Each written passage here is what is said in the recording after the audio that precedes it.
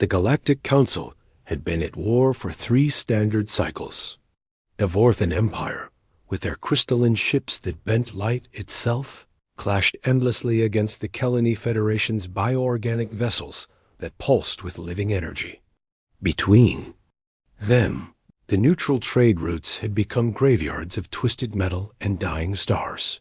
Admiral Kex of the Vorthan Third Fleet watched his tactical display with growing frustration. His forces had been locked in combat with the Kelani for 18 rotations now, neither side able to claim victory. Their weapons carved through space in brilliant arcs of destruction, but the enemy's regenerating hulls absorbed damage almost as quickly as it was dealt. "Sir, long-range sensors are detecting an unknown signature approaching the combat zone," reported his tactical officer. Kex barely looked up from his displays. "Probably more Kelani reinforcements. Adjust firing patterns accordingly." "Negative. Sir, the signature doesn't match any known vessel in our databases. Energy readings are unlike anything we've encountered." On the opposite side of the battlefield, Commander Vel of the Kelani Biofleet received similar reports. Her living ship, a massive creature bred for war, pulsed with concern as its organic sensors detected the approaching anomaly. "The pattern is wrong," her ship whispered through neural links. "This presence feels different. Ancient, yet new." Both fleets had heard rumors, of course. Stories of a species that had recently achieved faster-than-light travel somewhere in the Outer Rim. Territories. The humans, they called themselves. Most dismissed them as another primitive race that would either destroy themselves or remain contained to their small corner of space. The unknown vessels dropped out of hyperspace with a flash that momentarily blinded sensors across both fleets. When the energy dissipated, 12 ships hung in space between the warring factions. They were angular, functional things made of simple metal and ceramic composites. No elegant curves like Vorthan crystal tech, no organic flowing lines like Kelani bioships. Just stark, utilitarian designs that spoke of pure efficiency. Admiral Kex studied the newcomers with growing bewilderment. "Those can't be military vessels. They look like cargo haulers." His assessment wasn't far off. The human ships were indeed converted civilian craft, hastily retrofitted with military hardware when the distress signals from this sector had reached Earth. The Terran Defense Council had voted to investigate.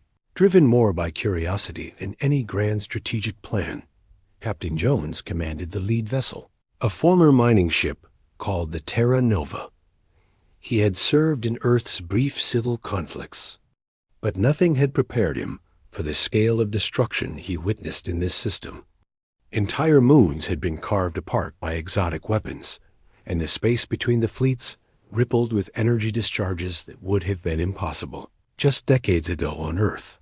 "Both sides are hailing us," reported his communications officer. "The Vorthans are demanding we withdraw immediately. The Kelani are offering us safe passage out of the combat zone." Jones studied the tactical display. The 2 fleets were evenly matched, their weapons and defenses locked in perfect stalemate. Ships on both sides showed extensive damage and debris. Fields suggested this battle had been raging for some time. "Open a channel to both fleets," Jones ordered. The response was immediate.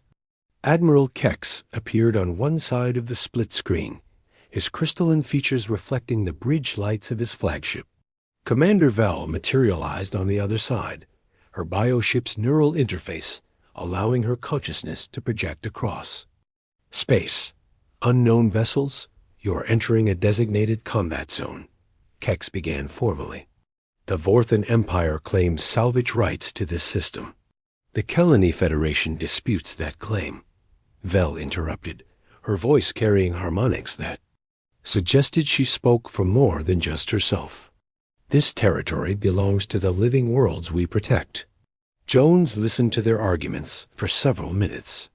The conflict seemed to center around mining rights to a particularly rich asteroid belt, but it escalated when both sides refused. To yield, standard diplomatic channels had failed, and now military forces were locked in combat that neither could win decisively. "Gentlemen, ladies," Jones said finally, using the standard diplomatic address he'd learned in officer training. "I'm Captain Jones of the Terran Defense Force. We received distress signals from this sector and came to investigate." Both alien commanders looked puzzled. The Terrans were clearly the most primitive race present, their ships barely capable of faster-than-light travel. What could they possibly offer in a conflict between two advanced civilizations? "We appreciate your concern," Keck said diplomatically, "but this is a matter between established galactic powers.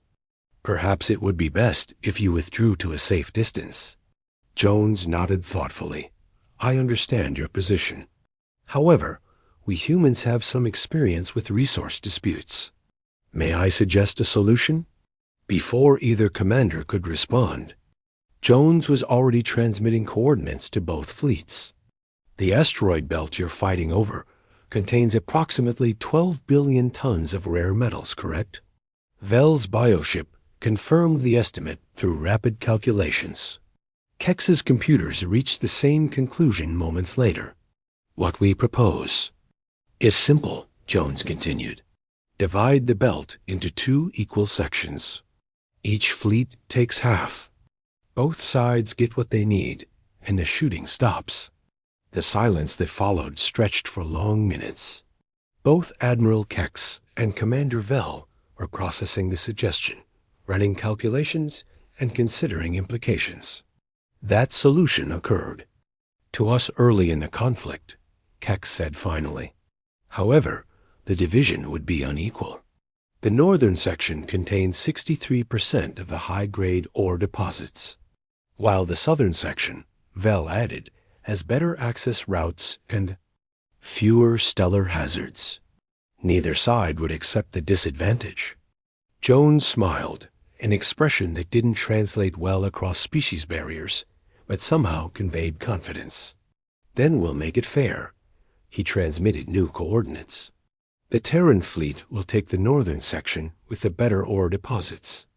In exchange, we'll provide the Kelani Federation with refined metals at 20% below galactic market rates for the next 10 standard cycles. The Vorthans get the southern section with better access, and we'll provide them with the same." "Deal." Both commanders stared at the human captain as if he'd suggested defying the laws of physics. "You would position your primitive fleet in the most contested zone?" Kex asked incredulously. "To protect mining operations that would take decades, too." "Establish?" Vel added, equally confused. Jones shrugged.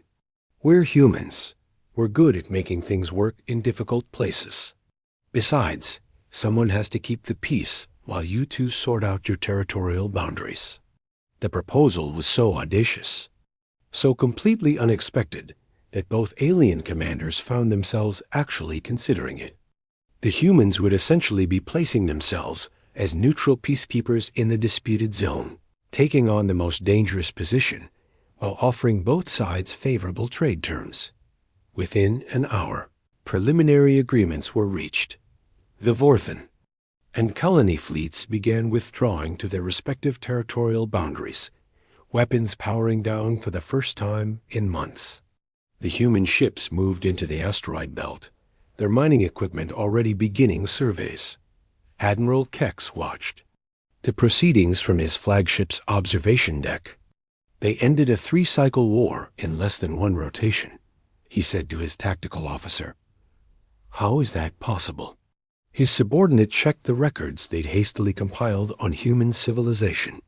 "According to our intelligence, sir, their species has been engaged in continuous resource conflicts for most of their recorded history. They appear to have developed efficient methods for resolving such disputes." On her bioship, Commander Vel was having similar thoughts. The humans had approached an intractable military stalemate and solved it not through superior firepower or advanced technology, but through simple, practical negotiation, backed by a willingness to take risks. "Perhaps," she mused to her ships, "consciousness. We've been thinking about warfare all wrong. The battle that had raged for 3 cycles ended not with victory or defeat, but with handshakes and trade agreements. In the months that followed, the human mining operation became a neutral meeting point for both civilizations, fostering the kind of dialogue that made future conflicts less likely. And Captain Jones, veteran of Earth's corporate mining disputes, finally understood why humanity had been invited to join the galactic community. They weren't the most advanced species or the most powerful, but they possessed something rarer than exotic technology or superior weapons: the practical wisdom to know and not to fight,